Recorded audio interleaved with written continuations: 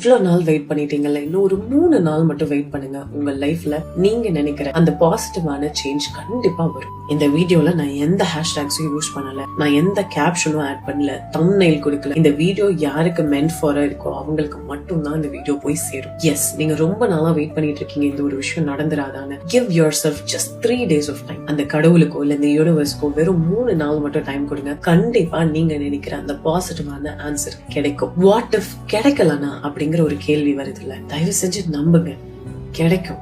நீங்க நம்பல, கிடைக்கலன்னா அப்படின்னு யோசிக்கும் போதே அது கிடைக்காம போயிடும். நீங்க ஏன் உங்க சப்கான்சியஸ் மைண்டுக்கு கிடைக்காது அப்படிங்கிற ப்ராபபிலிட்டியை கொண்டு போறீங்க? கண்டிப்பா கிடைக்கும். நீ ஏன் நம்ப மாட்டீங்க? ஒருவேளை நம்ப முடியல, இப்ப நான் சொல்ற வார்த்தைகள்ல உங்களுக்கு நம்பிக்கை இல்ல அப்படின்னா கண்டிப்பா அது கிடைக்காது, கண்டிப்பா அது நடக்காது. அதனாலதான் சொல்றேன், ஒரு விஷயத்த ஒருத்தவங்க பாசிட்டிவா இது நடக்கும் அப்படின்னு சொல்லும் பொழுது அதை நம்புறதுக்கு முயற்சி பண்ணுங்க. நடக்கும்னு முழுசா நம்புங்க. உங்க ஆழ் மனசு, உங்களோட அந்த சப்கான்சியஸ் மைண்ட் முழுசா நடக்கும்னு நம்பாத வரைக்கும் அது நடக்காது.